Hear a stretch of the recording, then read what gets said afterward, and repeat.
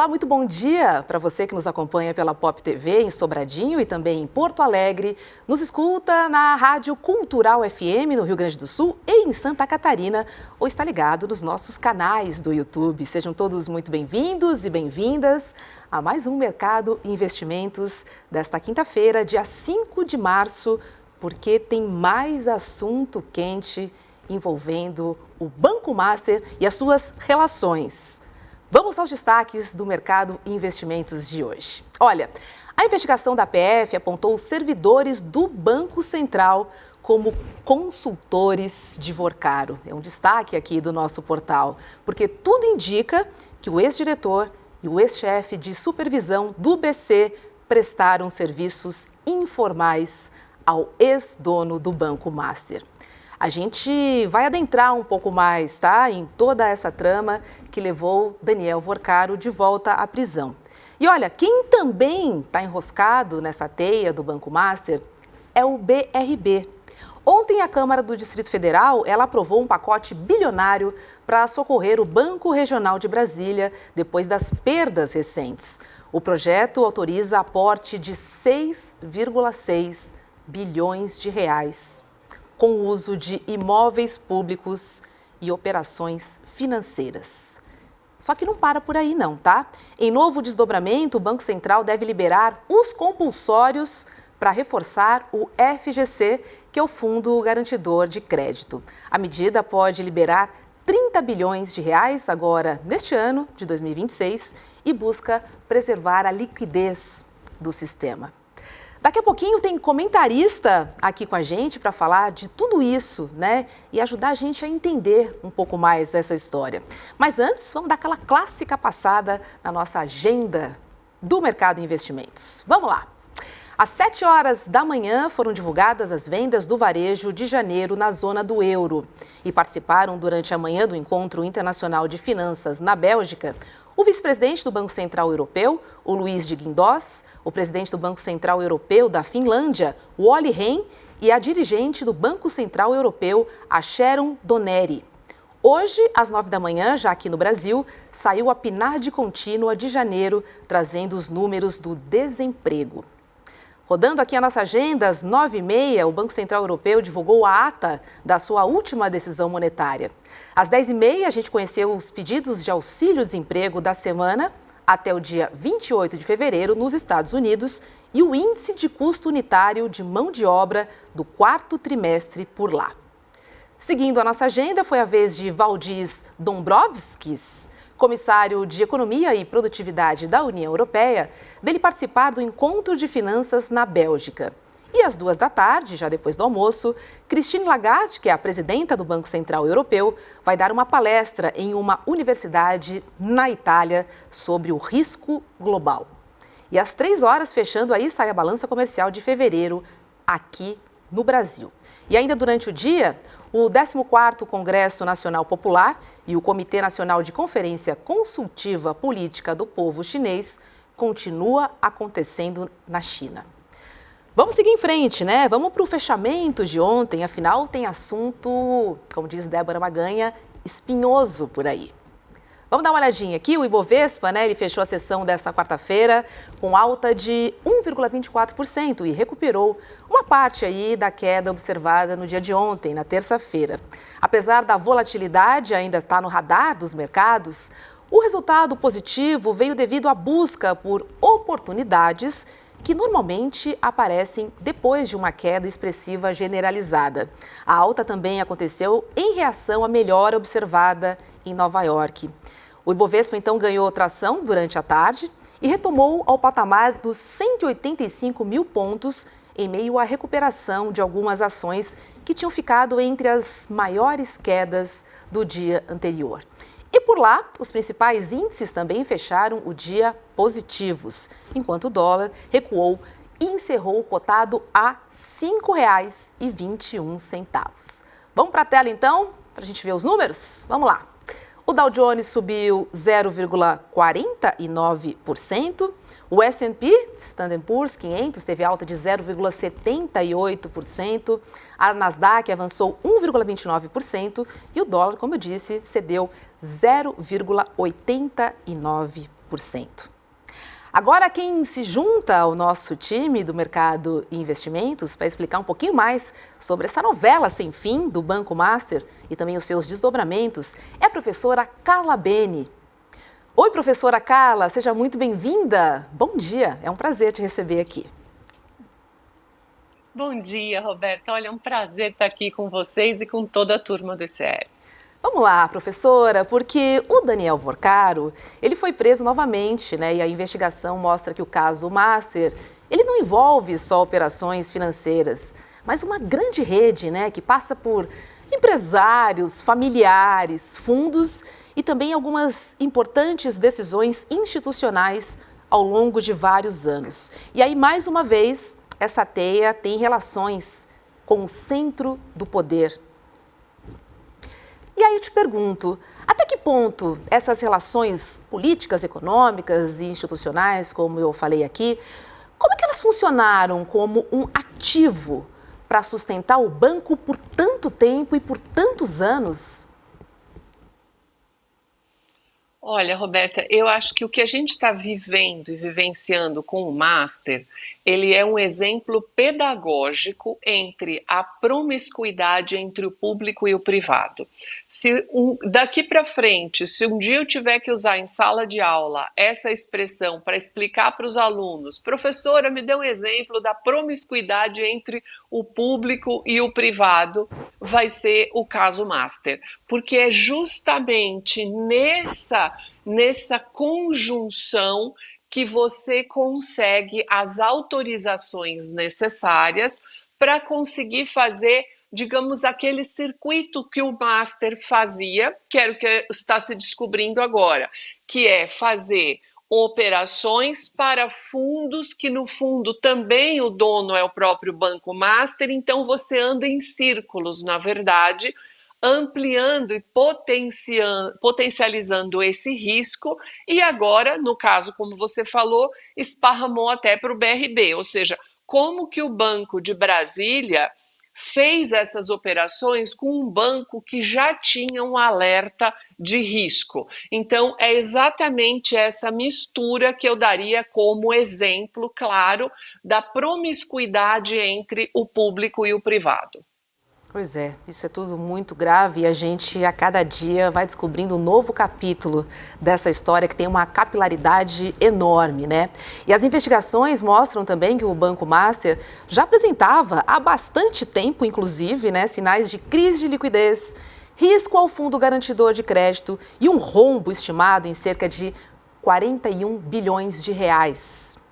Tudo isso sendo monitorado, vou botar aspas aqui, tá? Pelas autoridades. Agora, professora, como é que um banco, nessa situação, ele conseguiu operar por tanto tempo sob a supervisão do Banco Central, sem uma intervenção mais precoce, inclusive, considerando que a gestão anterior tinha conhecimento do quadro e, no fim do mandato, optou por não agir, entregou e fingiu que não viu nada? O que a gente está vendo agora é justamente a indicação de servidores do Banco Central que estavam envolvidos. E isso não é uma coisa simples, isso é algo tão profundo para as instituições brasileiras. Por quê? Qual é a diferença entre o Banco Central e qualquer outra, digamos assim, instituição, entre aspas? A gente está falando do Banco Central, uma autarquia e tudo, mas eu não vou entrar nessa questão técnica. O que tem o Banco Central de diferente de quando a gente discute, por exemplo, o caso de corrupção ou de venda de benefícios, uma série de coisas. É porque o Banco Central, ele é o bastião da moeda. Então, aqui, hoje, eu vou até fazer uma citação. Tem um livro que chama Dinheiro, o Poder da Abstração Real. Quem é o autor dele é o Gabriel Galípolo, junto com o professor Beluso. Aqui tem um trecho muito interessante para a gente pensar onde que está esse problema, que é isso que você está me perguntando. A grande dificuldade da moeda é porque a moeda reflete uma dupla e contraditória natureza. Olha que interessante esse processo. O dinheiro nas economias capitalistas, eles têm essa contradição. Qual é essa contradição? De um lado, ele é um bem público, que é isso que a gente está discutindo com essa problemática. E do outro lado, ele é algo que beneficia a riqueza privada. Então, essa dupla contradição entre ser um bem público e o motor da riqueza privada, essa contradição é o que a gente está discutindo exatamente agora. Então, como que você deixou passar o Banco Central tanto tempo? E outra coisa importante, isso vale tanto para o BRB quanto para os fundos dos servidores públicos. Nós precisamos saber, Roberta, quem assinou as autorizações. Nada é transferido sem autorização. Então a gente precisa desses nomes, e esses nomes precisam ser ouvidos pela justiça. Agora, professora, pegando carona, né, neste trecho do livro do Galípolo, foi exatamente essa contradição que Daniel Vorcaro aproveitou. Eu estou certa? Sim, você está certa. Porque a base que sustenta o capitalismo, quando a gente pensa sobre essa ótica que a gente está discutindo, ele está assentado num tripé. Esses são os pilares. O primeiro é que a moeda, ela é emissão estatal. Então, aqui, inclusive, ele fala que o Estado é o senhor da moeda. Do mesmo jeito que o Estado também é o senhor da força. E ele tem a prerrogativa dos impostos. Então, é nessa base que você sustenta a estrutura capitalista.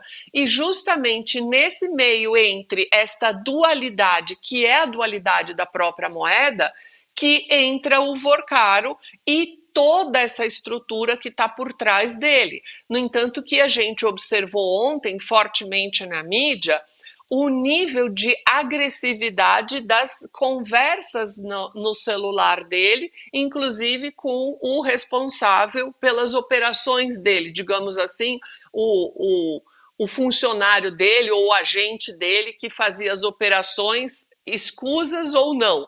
Então, isso daí é exatamente isso que a gente observa desde ontem aí fortemente com essas quebras de sigilo do celular. Agora, Carla, aproveitando que a gente está falando aí do Banco Central, a nova fase da Operação Compliance Zero, né, foi conduzida pela Polícia Federal e atingiu o coração da supervisão bancária. 2 servidores de carreira do Banco Central do Brasil, o Paulo Sérgio Neves de Souza e o Bellini Santana, eles foram afastados após suspeitas de atuação irregular no acompanhamento do Banco Master. A investigação da PF utilizou inclusive informações de uma sindicância interna aberta pelo próprio BC no fim do ano passado. Quando os servidores do Banco Central, Carla, passam a ajudar por fora, de maneira irregular, um banco privado, a gente pode considerar este caso individual ou é um sinal de que a fiscalização funciona com essa mistura aí entre quem regula e quem é regulado? Eu vou crer que é uma questão pontual e específica. Se eu não me engano, um desses servidores, ele era o diretor de fiscalização. Você confere isso para mim, se eu não me engano? Confirmo para você. É isso. Sim. Isso. E desde 17, não é isso? Desde 2017, se eu não me engano. O ano eu não consigo... 2017. Eu acho que ele ficou isso por um tempo. Então, o que a gente precisa discutir aqui também é o seguinte: a gente não pode pegar este ponto e retirar a credibilidade da instituição como um todo, porque isso é uma tragédia para o país. Para começar, esse ponto, porque o Banco Central é o bastião da moeda. Então, é mais ou menos o seguinte: só faltava a gente agora não confiar no Banco Central.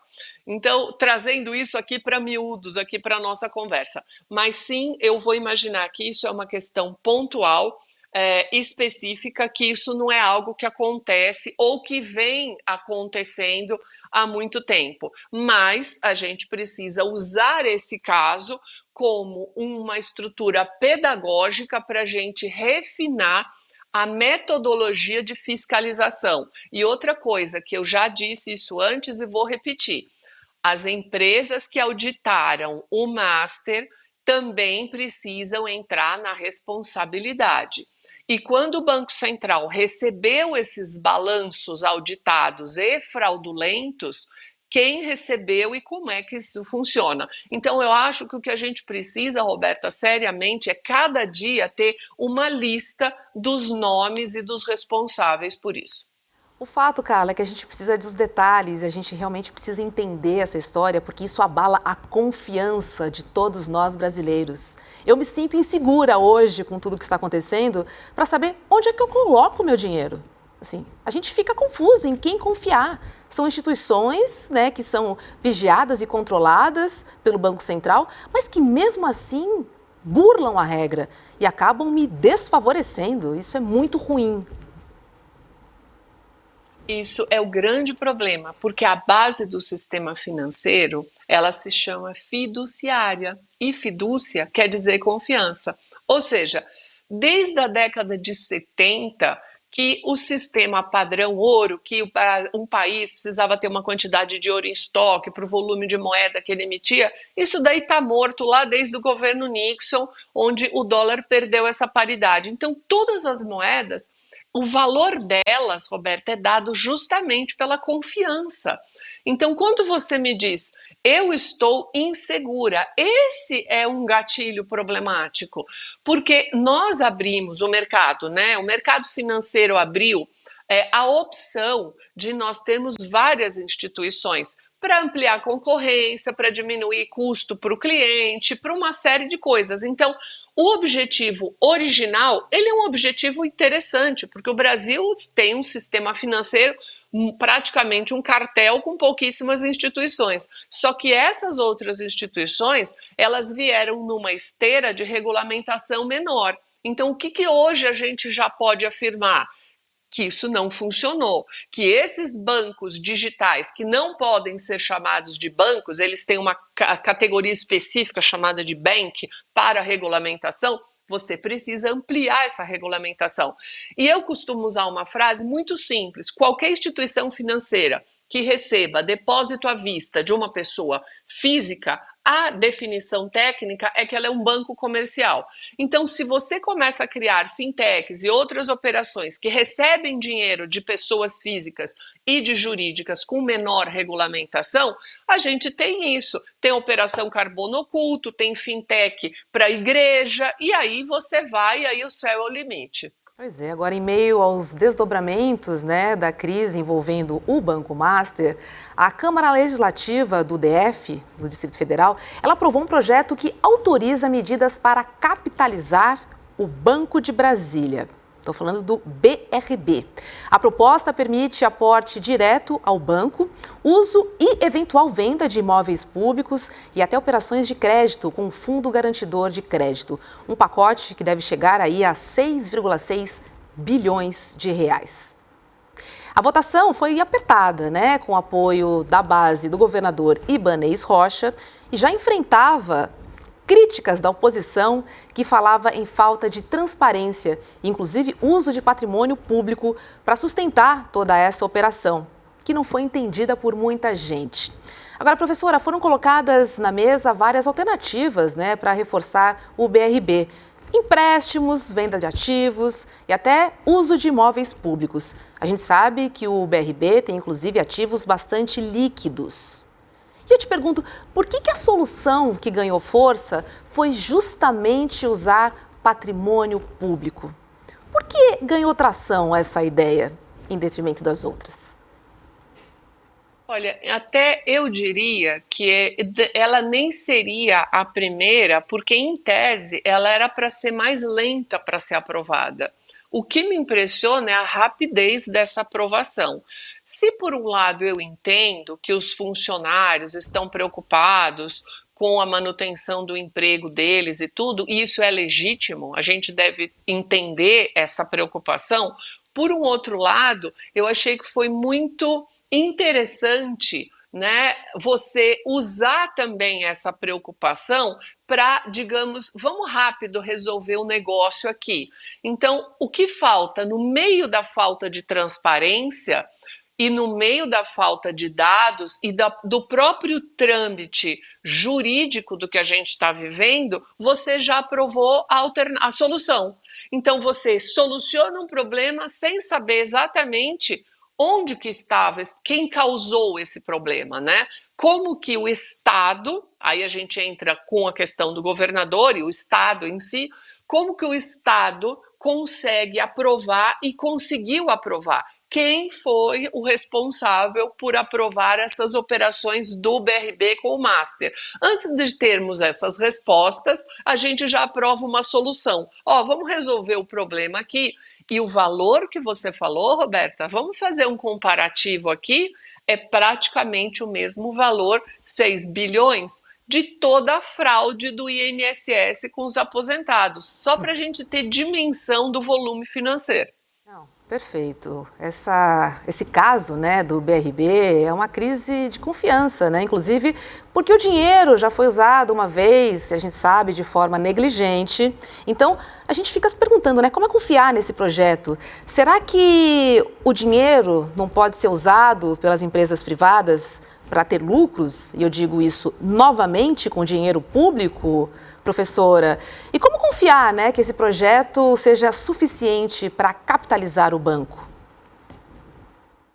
Exatamente. E outra coisa, e esse patrimônio público que vai ser vendido? Vai ser vendido como? Leilão? A toque de caixa? Quem é que vai comprar? Então, é exatamente a sua questão. Eu tô pegando sua questão e jogando aqui. Falo, bom, então eu vou pegar ativos de liquidez, eu pego imóveis que estão no nome do banco, que ótimo, coloco para leilão, mas isso daí vai ser assim feito rápido desse jeito, porque eu preciso vender, então você sabe, né? Um ativo vale quanto quiserem pagar por ele. Se eu preciso vender com rapidez, eu abaixo o preço, quem é que vai comprar? Então, quem compra também precisa saber se não está no rol de interesses. Então, no final das contas, é tudo uma tragédia, porque onde que está a base do raciocínio do que a gente está conversando?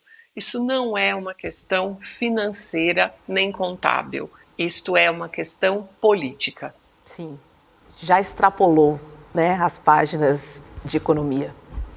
Cada dia a gente tem mais certeza quanto a isso. Agora, quero trazer também um outro assunto, porque o Banco Central ele liberou uma regra, né, que permite aos bancos usar parte do dinheiro do compulsório para reforçar o Fundo Garantidor de Crédito.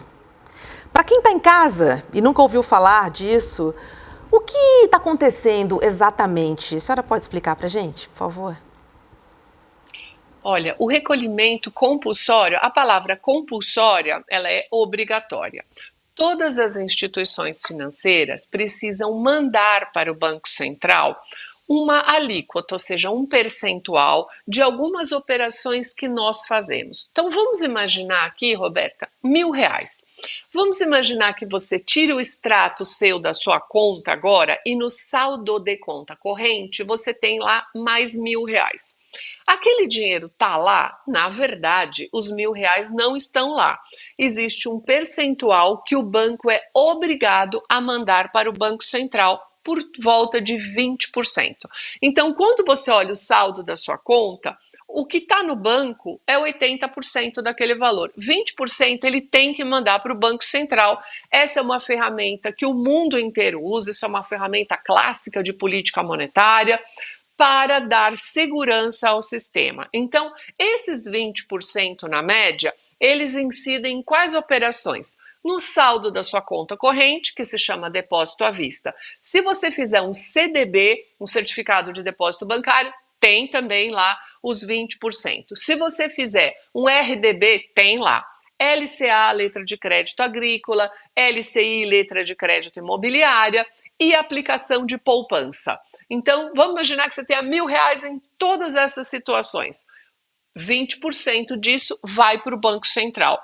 E o Banco Central, ele pode usar em situações de necessidade esse valor que é, digamos assim, o mercado usa um termo chamado certo colchão de liquidez. É uma reserva de segurança. Então, nesse caso, Roberto, o que o Banco Central está fazendo? Olha, eu vou usar uma parte desse valor para justamente recompor o Fundo Garantidor de Crédito, que, aliás, a gente jamais pode esquecer que esses bancos menores, eles vendem tudo, entram no risco de alavancagem, e o que eles vendem como garantia? Fique tranquilo, porque o Fundo Garantidor de Crédito vai te garantir se acontecer alguma coisa com a nossa instituição.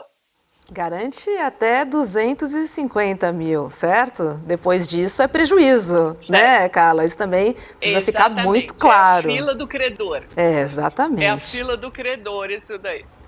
A gente pode interpretar essa flexibilização do Fundo Garantidor de Crédito como um socorro ao sistema bancário, mas aí de forma indireta?